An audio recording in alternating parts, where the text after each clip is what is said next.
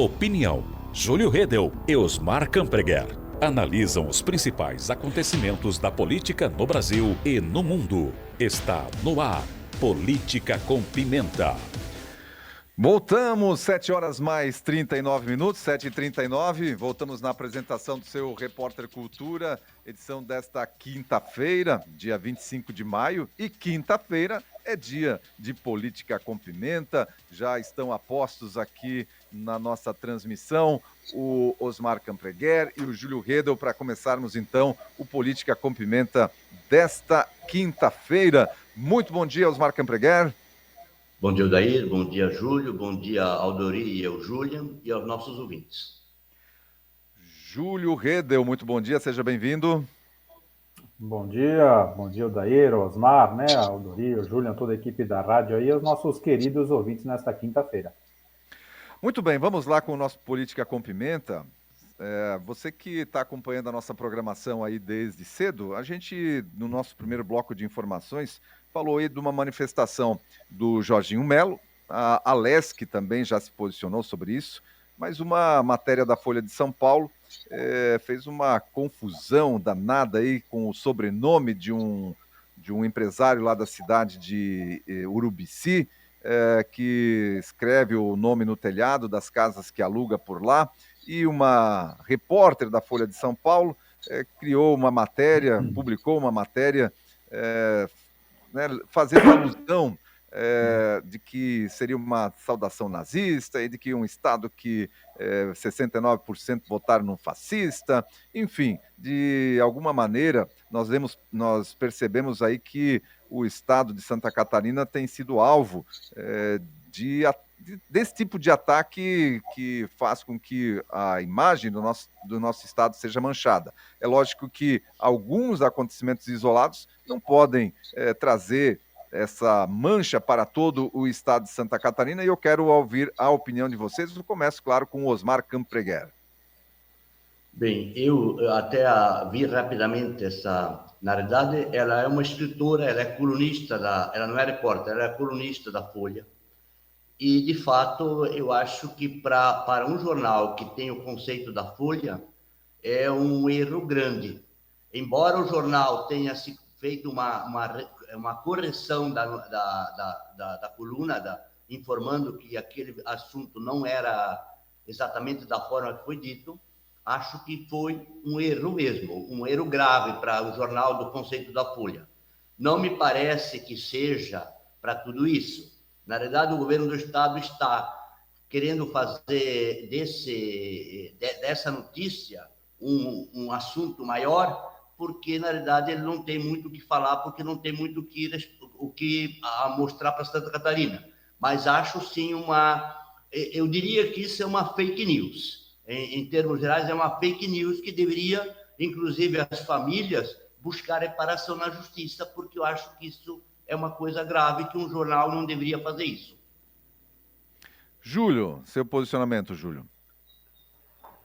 É vergonhoso, né? Mais uma vez aí a gente vê a Folha de São Paulo publicando aí uma reportagem sensacionalista e preconceituosa, né, contra aí, vamos dizer, a própria população inteira de Santa Catarina, né? Porque não é a primeira vez que acabam colocando isso e, dependendo de quem lê, realmente tira a impressão que é um Estado que tem esse pensamento. E não é, né? A gente vê com isso. Não é uma jornalista, mas é uma colunista, né? E de qualquer forma não existe redator, não existe quem é que revisa essas matérias a serem publicadas também, né? Já que se preocupa tanto com a questão de fake news, eu acho que deveriam ter, né, tirado então algumas partes, revistos. Olha, né, claro, explicando, né, o que é. Isso aí é é um sobrenome, na verdade, de um empresário, pelo que eu li na reportagem, que tem casas aí para alugar. Só que, assim, ao invés de fazer realmente uma retratação, justamente a própria família também, a comunidade como um todo, aí limitou-se apenas a chamar aí de uma possível saudação nazista. Então, isso acaba levando aos extremos, né? Criando para os leitores que não são aqui da nossa região um pensamento que acaba generalizando isso para os demais pontos as outras, né, a população como um todo. Né? A Folha ainda afirmou que 69% lá na reportagem, então, do eleitorado seria fascista, ou seja, aqueles que não votaram no Lula, todos os outros são fascistas, né? Apoiaram aí, então, na época, o Bolsonaro. Então, assim, se a gente usar esse exemplo, né, vamos usar um exemplo parecido. Eu vou para uma determinada cidade e vejo o que é muito comum nos grandes centros, pichações. Aí eu vejo lá uma pichação de um PCC, por exemplo, de algo relacionado ao crime organizado em 2, 3 muros, e eu vou dizer que a maioria daquela cidade aí é corrupta ou é envolvida com o crime organizado. Então foi muito grave essa reportagem e nada mais justo que o próprio legislativo fazer aí uma nota e fazer uma cobrança para que seja se retratado. Imagina se isso tivesse acontecido aí, esse tipo de reportagem com algum grupo dito das minorias, né?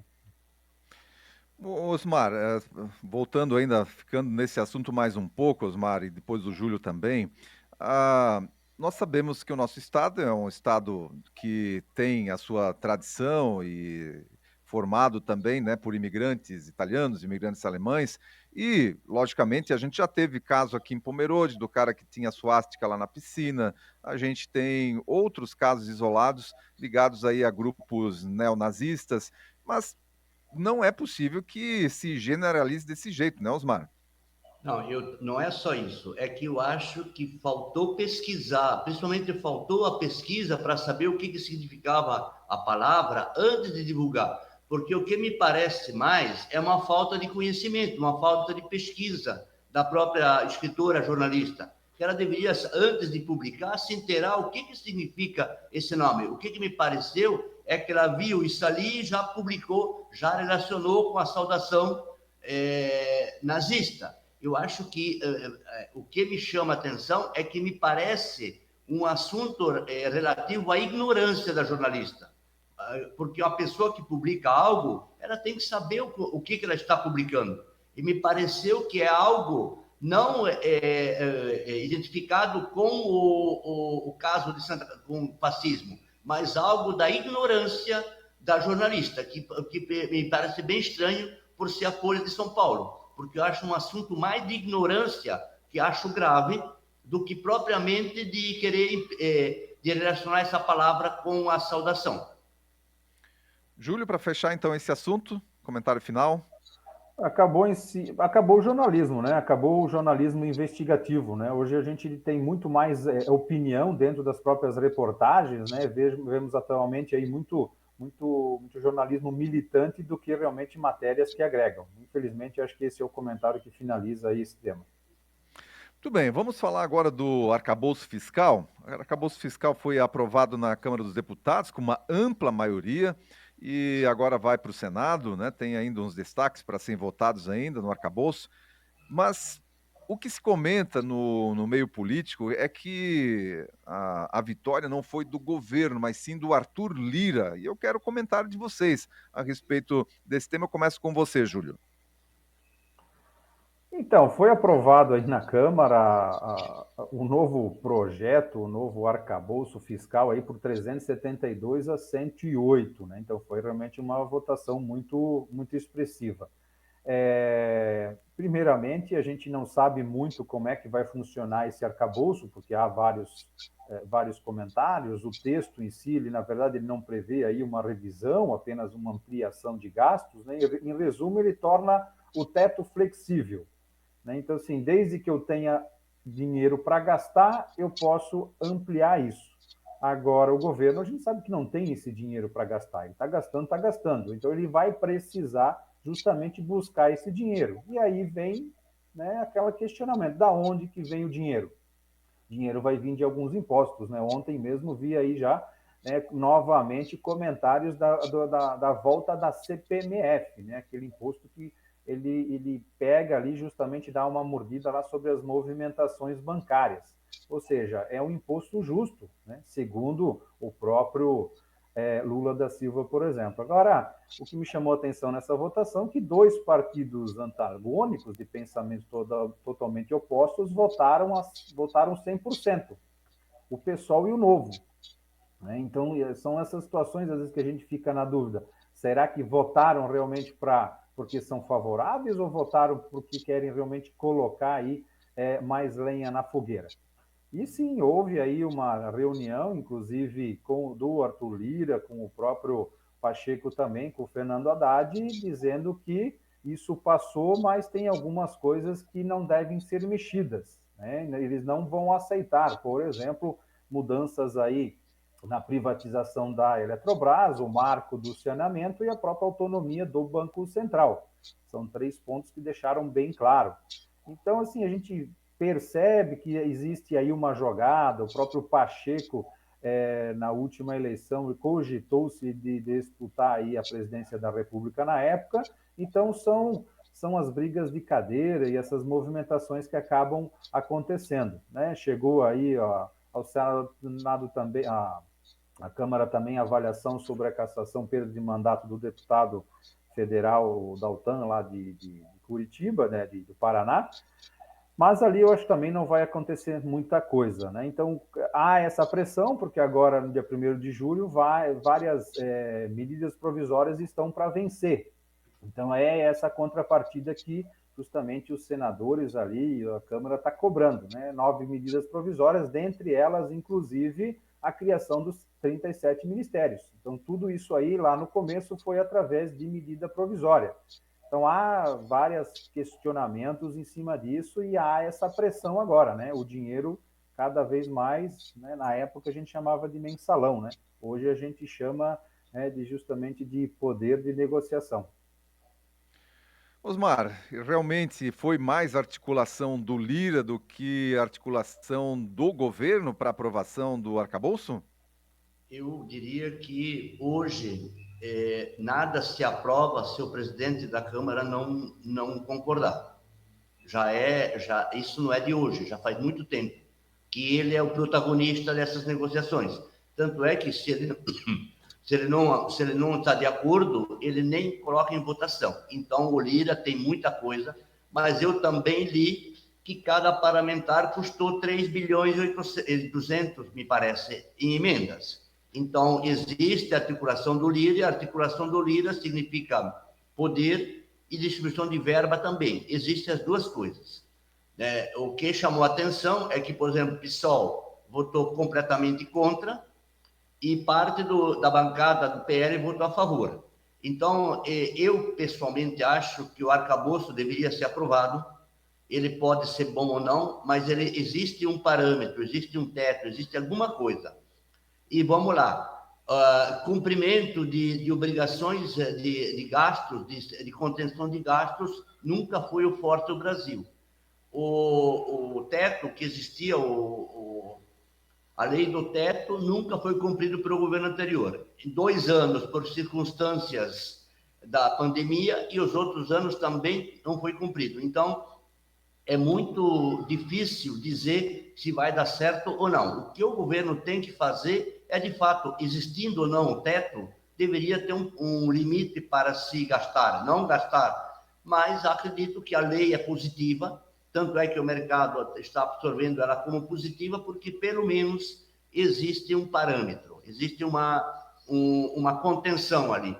Fato que sem o teto não existiria nada.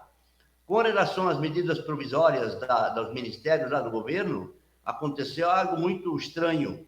O relator lá transferiu pastas de um lado para outro, e pelo que eu ouvi, as medidas vão ser votadas assim mesmo, e o presidente vai vetar as mudanças para que retorne à situação inicial. Porque não é muito concebível que o governo que entra, qualquer que seja, eles traçam uma estratégia para trabalhar. E vai lá, o relator modifica isso, o relator não tem nada a ver com isso. Ele deveria relatar a forma e mandar adiante, não modificar. Não cabe ao relator fazer esse tipo de mudança, mudar uma pasta de um lado para o outro. Então, é isso que eu li, que o governo vai aprovar, as medidas vão ser aprovadas e o presidente vai vetar as mudanças que o relator fez, que vão ser aprovadas. Muito bem, olha, nós vamos para o nosso último tema do dia de hoje, é a questão do... o Gilmar Mendes, né, estava sendo feita a votação aí ontem com relação à prisão do Fernando Collor de Mello. Todo mundo sabe, conhece Fernando Collor de Mello, conhece a história do Fernando Collor de Mello. O que eu quero debater aqui com vocês é o seguinte: a Operação Lava Jato, ela foi praticamente estraçalhada e durante os últimos tempos no Brasil e pelo judiciário. Teve erros aí dos próprios membros da Operação Lava Jato? Possivelmente sim, mas o que acontece é que a corrupção aconteceu. Foram devolvidos milhões de reais aí aos cofres públicos em delações premiadas e de pessoal que confessou que teve corrupção e devolveu dinheiro aos cofres públicos. Então, a corrupção aconteceu de fato. E o que acontece aqui é o duplo padrão, que eu quero só que vocês comentem aí. Porque para o Collor de Mello, a Lava Jato está sendo seguida, né? Aquilo que foi levantado pela Lava Jato está sendo utilizado para condenar o Collor de Mello à prisão. E por que em outros casos agora a Lava Jato não serve? Então, tem alguma explicação para isso, Júlio? Tem, né? Dependendo de quem que é o amigo do rei. Basicamente isso. Quer dizer, o Collor foi acusado de receber aí quase 30 milhões para facilitar contratos da ABR Distribuidora, né, subsidiária da Petrobras. E justamente a Lava Jato envolveu e começou com essa questão da Petrobras. Aí o próprio Nunes Marques também colocou pela absolvição, porque ele, né, segundo a avaliação dele, a acusação foi baseada apenas em delação premiada. Né, ele não achou isso normal, ser justo. Né? O Barroso em si já contra-argumentou em cima, dizendo que várias outras provas tiveram. E aí fica todo esse toma lá da cá. Mas o que chama bem a atenção, né, porque o Collor está aí para levar, hoje deve ser definido a pena, né, que ele vai ser preso, pronto. Vai poder recorrer em liberdade ainda, né? Isso é uma margem que, né, dependendo de quem fosse, aí talvez já teria sido preso de imediato, mas tudo bem, vai conseguir responder ainda em liberdade. Mas a prisão de 33 anos. Né? Quem é o relator? Né? Edson Fachin. Edson Fachin é aquele ministro que descondenou Lula da Silva, aquele que tirou de cima de Lula todos os crimes, né, de lavagem de dinheiro, corrupção passiva, organização criminosa, até porque Lula da Silva também já estava preso. Mas, por um entendimento, depois de 4 anos, ele viu aí que o CEP estava errado, né? Que ele deveria ter sido condenado, esse processo devia estar lá em São Paulo e não em Curitiba. E automaticamente transferiu com a transferência, prescrição de prazo e assim por diante. Então são situações que a gente começa a levar quem são os amigos do rei. Na época, Collor, né, lá no passado, Collor foi o primeiro, né, após um regime de ditadura, que se elegeu e ganhou de Lula da Silva. Né, foi um presidente aí, se tornou presidente. E nessa última eleição, nesse último período, Collor estava mais apoiando Bolsonaro do que, claro, Lula da Silva. É só um comentário, pode ser que não tenha relações, mas a gente vê que muitas vezes existe esse duplo padrão dentro do nosso jurídico e as penalizações, por um lado, são maiores do que outras. Então, o Fachin agora, instituindo esses 33 anos de prisão para o Collor, mas conseguiu fazer com que Lula da Silva fosse solto, fosse descondenado e não perdesse os seus direitos eleitorais. Porque em vários outros casos se perde os direitos eleitorais. E Lula não perdeu e conseguiu chegar hoje ao executivo, ao comando executivo. Assim como também foi rasgada a Constituição na época do impeachment de Lula, onde é que ela foi condenada, mas não perdeu o direito os direitos eleitorais. Então são situações que dentro do mesmo artigo se coloca isso, se condenado, perde os direitos, e ela não perdeu. Então essa é a grande Falando da Dilma, né? Da Dilma, na época que foi impeachment. Então são essas as situações que a gente começa a levantar e ver os pontos desse duplo padrão, esse perigo que a gente tem hoje dentro do judiciário brasileiro. Osmar, você também enxerga a situação dessa forma? Eu enxergo o voto do Gilmar Mendes coerente com as críticas que ele faz à Lava Jato, que ele é contrário à Lava Jato porque, na visão dele, a Lava Jato é uma distorção absurda, uma violência contra o descumprimento da lei. Eu, de fato, eu não saberia dizer com profundidade. Eu sei que ele foi, de fato, o Collor aí foi condenado por desvios ali da BR distribuidora. Eu não sei, não dá para dizer, porque tem que conhecer os autos para ver quais são as acusações. Mas eu acho uma situação bem coerente isso ali, sim. Né? Você critica praticamente todos os envolvidos na Lava Jato, estão sendo absolvidos ou, enfim, retirado as penas e o Collor justamente mais punido. Mas vejo a Operação Lava Jato como algo que distorceu muitas coisas no judiciário. Nós vimos agora, essa semana, o afastamento do juiz Apio, lá da Lava Jato, também por envolvimento. Inclusive, aquele juiz que foi o protagonista da Lava Jato foi um dos denunciantes que levou a gravação da suposta ameaça, ou enfim, da suposta do Apio para com o filho do desembargador. Então, existe muita coisa escondida ainda na Lava Jato que, com o passar dos anos, vai ser descoberta.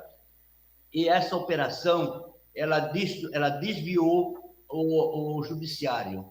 Começou ali o nosso descaminho do judiciário. Então, nós precisamos, assim, essa condenação do Collor, ela me parece incoerente com o histórico de julgamentos do STF, que absolve, em geral, as pessoas envolvidas, condenadas por essa operação. Muito bem, tá aí então a opinião dos nossos debatedores, comentaristas do Política com Pimenta nesta quinta-feira. Vamos agradecendo a eles e nós voltamos, claro, na próxima terça-feira com mais assunto, com mais debate para você, ouvinte aqui do Repórter Cultura. Osmar, um excelente final de semana para você, até na terça-feira. Bom dia para você também, obrigado igualmente, para o Júlio, nossos ouvintes e a nossa equipe da Rádio Cultura. Bom final de semana a todos. Júlio, um excelente final de semana, até na terça-feira com mais uma edição do Política com Pimenta. Obrigado, Daíra, a equipe da rádio, né? Aos nossos ouvintes, então, uma ótima quinta-feira e um bom finalzinho de semana para todos.